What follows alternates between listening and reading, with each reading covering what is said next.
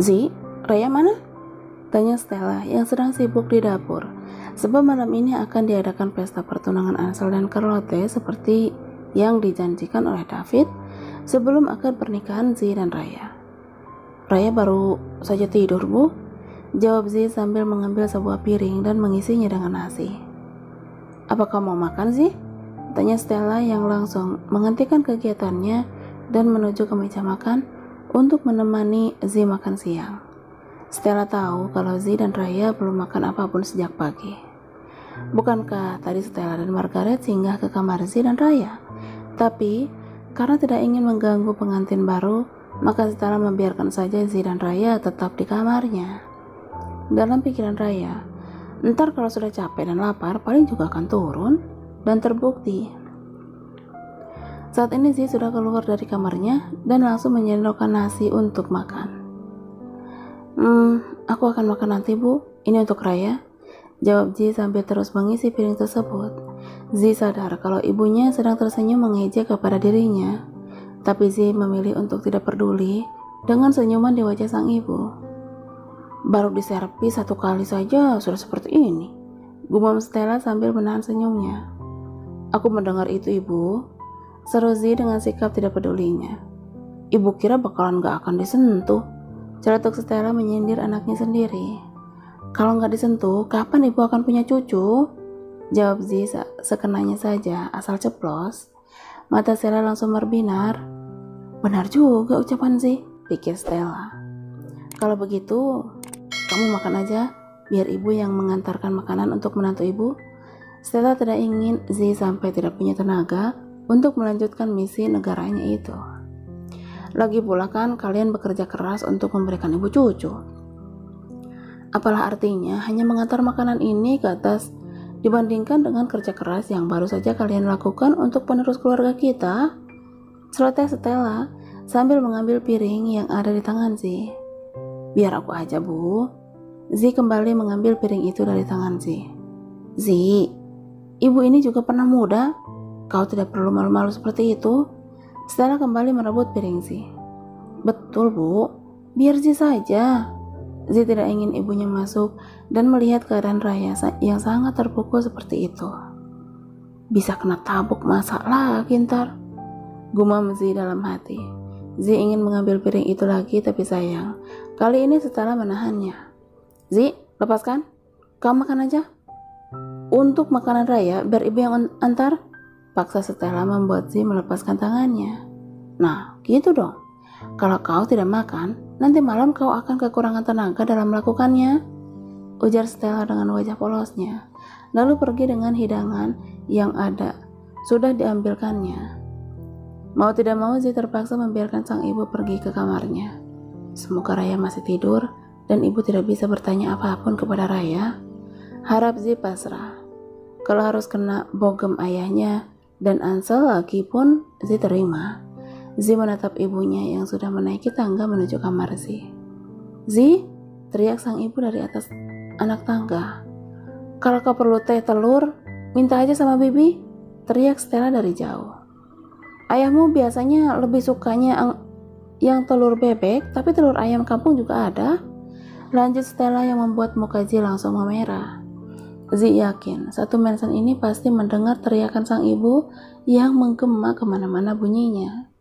Zi langsung menutup mukanya. Teh telur? Tanya Dennis yang baru saja tiba dengan Ansel. Siapa yang minta dibuatkan teh telur? Emangnya enak teh pakai telur? Bukannya lebih enak kalau teh pakai madu? Tanya Dennis polos. Ansel dan Zi hanya bisa saling tatap dan geleng-geleng kepala dengan kepolosan saudara mereka yang satu ini. Raya mana? Tanya Ansel pada Zi, sebab tidak melihat ada Raya di sekitar ruang makan itu. Raya masih tidur, jawab Zi yang sungguh merasa tidak enak pada Ansel. Zi merasa benar-benar telah berbuat jahat pada Ansel dan Raya. Kalau Zi tidak salah paham pada Raya, maka semua ini pasti tidak perlu terjadi. Pasti yang menjadi suami Raya saat ini bukanlah dirinya, melainkan Ansel sepupunya. Tapi kalau tidak ada kesalahpahaman ini, maka dia pun tidak akan bisa menikah dengan Raya seperti saat ini dan tidak akan bisa. Zi segera menendang keluar pikiran kotor yang sempat traveling di otaknya. Z melihat wajah Ansel lalu berkata, Z ingin mengatakan sesuatu tapi bibirnya terkunci. Kau ingin meminta maaf kepadaku? Tebak Ansel yang tepat pada sasarannya. Z hanya menatap lekat mata Ansel, tapi Z tidak melihat kemarahan seperti kemarin di mata Ansel. Apakah Ansel telah memaafkanku? Seru Z dalam hati. Kau sudah membuktikan bahwa tuduhanmu pada Raya salah? Lanjut Ansel seakan-akan tahu isi kepala Z.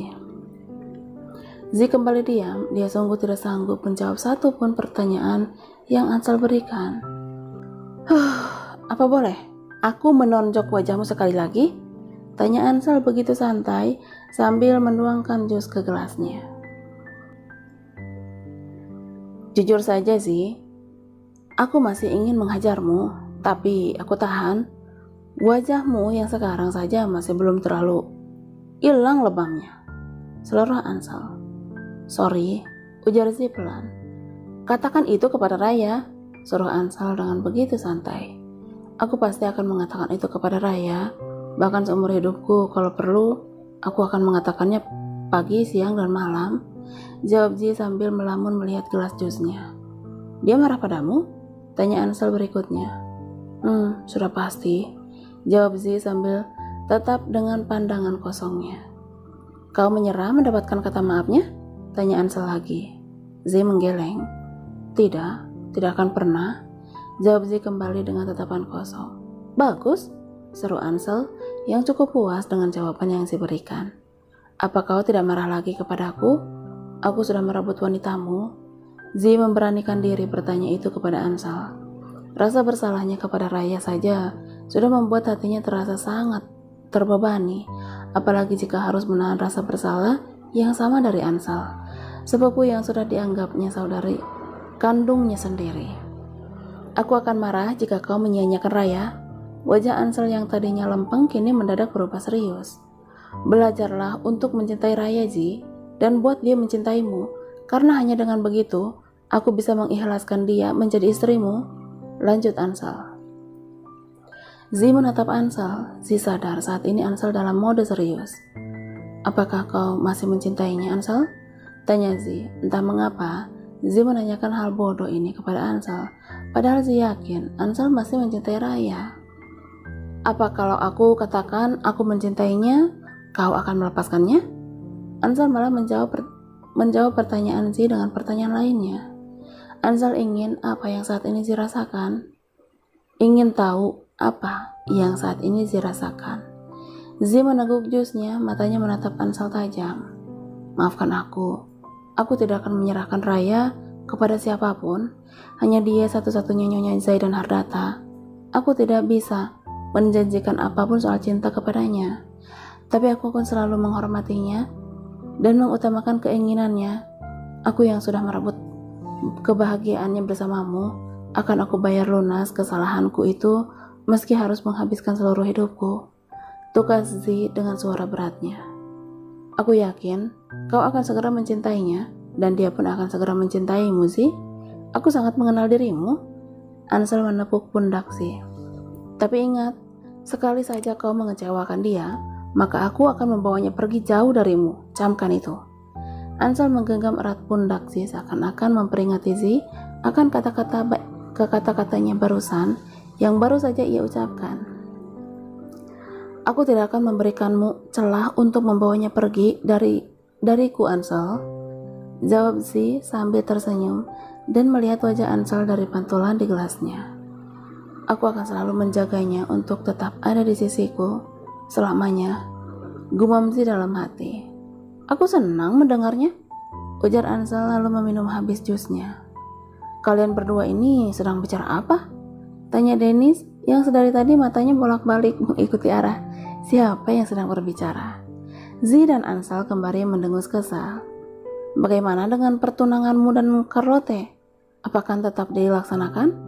Tanya Z yang tiba-tiba ingat kalau malam ini Ansel harus bertunangan dengan Carlotte karena dirinya.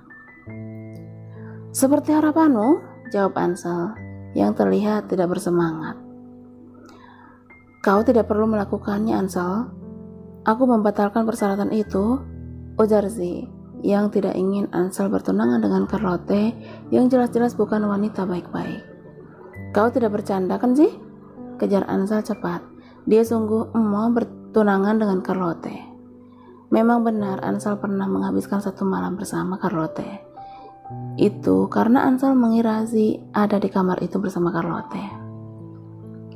Saat itu Ansel datang untuk menjemput Z ke kamar hotel itu. Tapi sesampainya di kamar hotel itu, Charlotte malah membohonginya dengan mengatakan kalau Z sedang keluar sebentar dan meminta Ansel untuk menunggu. Lalu Charlotte memberikan minuman yang seharusnya dia berikan kepada Z kepada Ansel. Dan begitulah selanjutnya, Ansel dan Charlotte pun menghabiskan malam panas bersama. Ansel sangat menyesali hal itu.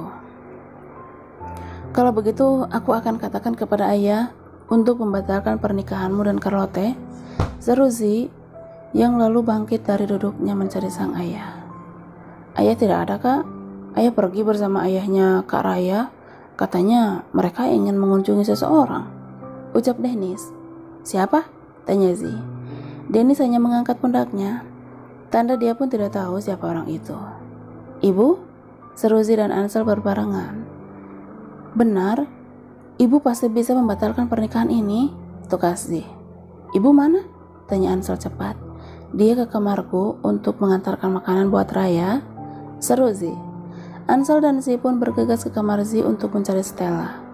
Sesampainya di pintu kamar ketika Ansel ingin masuk, Z langsung melarangnya sebab Raya hanya mengenakan kemeja putih Z tanpa mengenakan dalaman apapun yang lain. Kau tunggu di sini, jegat Z cepat. Memangnya kenapa? Tanya Ansel yang tidak peka. Just stay here. Z pun masuk ke dalam mencari sang ibu. Bu? Panggil Z pada Stella yang terlihat sedang mengeringkan rambut Raya yang duduk di depan Stella dengan badan yang tertutupi selimut hingga dada. Kau ini Z, bisa-bisanya kau membiarkan istrimu tertidur dengan rambut basah seperti ini, omel Stella sambil menghair dryer rambut panjang menantunya. Z mendekat dengan perasaan was-was. Dalam hatinya dia bertanya-tanya apakah Raya telah berkata sesuatu atau tidak kepada ibunya. Tapi melihat Raya yang hanya diam di hadapan sang ibu, Z simpulkan kalau Raya pasti tidak bercerita apapun mengenai kejadian pagi ini. Z tidak mau mengganggu tidur Raya, Bu, jawab Z lembut sambil mencuri-curi lihat kepada Raya. Tidak mau mengganggu? Badan menantuku jadi totol-totol begini kau bilang tidak mau mengganggu? Sungguh Stella dalam hati. Sebab sedari tadi dia bisa melihat banyak sekali jejak kepemilikan Z di tubuh Raya.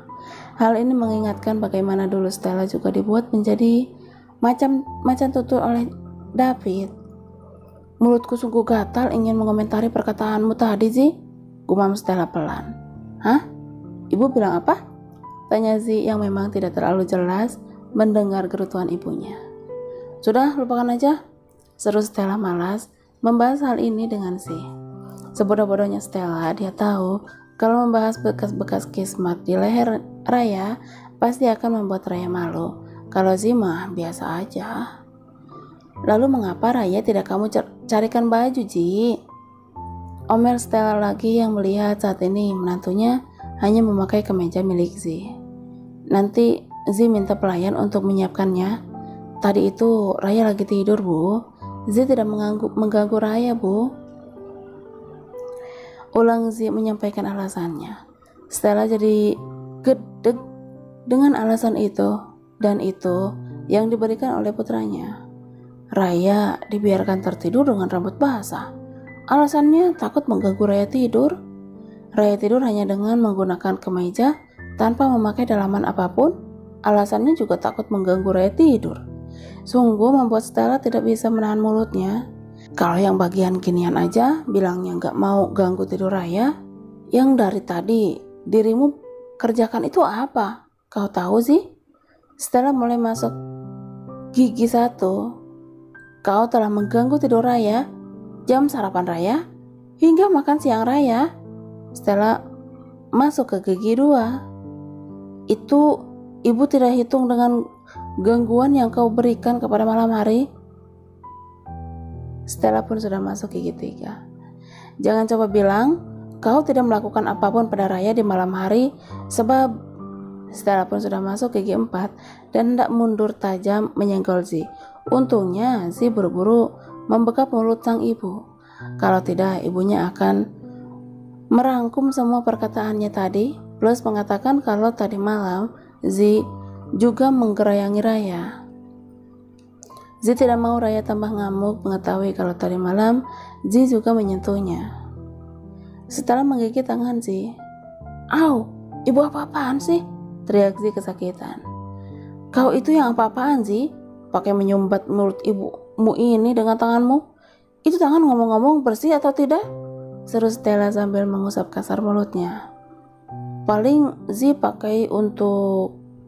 Z tersenyum jahil untuk mengerti sang ibu. Stella langsung mengambil tisu dan membersihkan mulutnya. Sudah, ibu keluar sana. Biar aku saja yang mengeringkan rambut Raya." Z menarik paksa tangan Stella untuk bangkit dan meninggalkan kamarnya.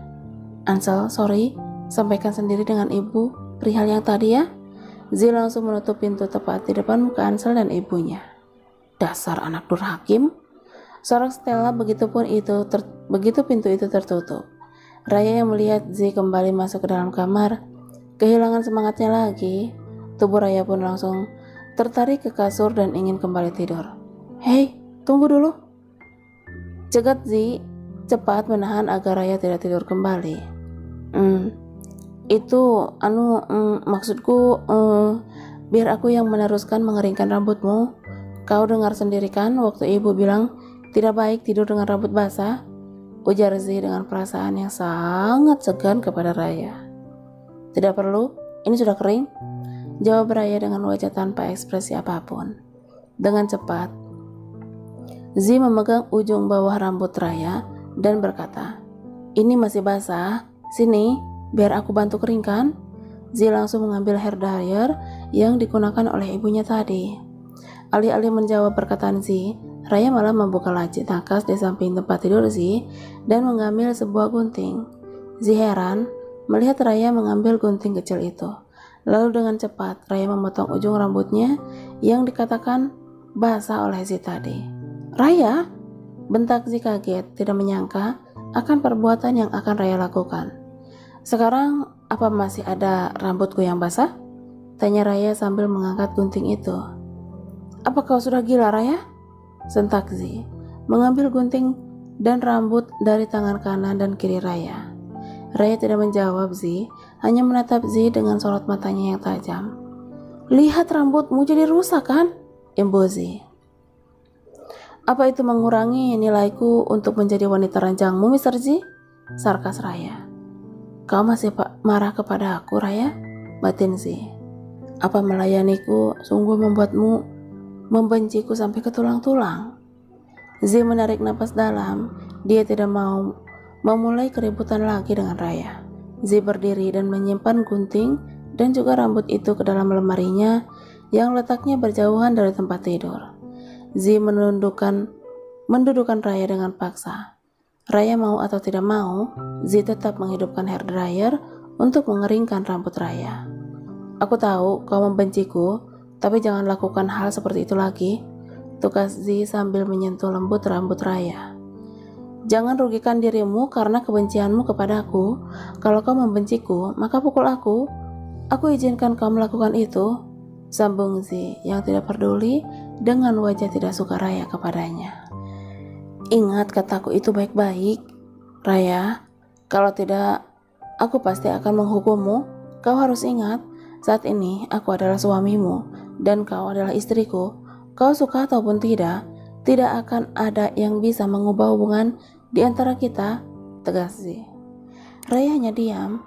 Tidak penting baginya menjawab kata-kata Z. Semakin dia banyak bicara, maka semakin banyak dia mendengar kata-kata Z.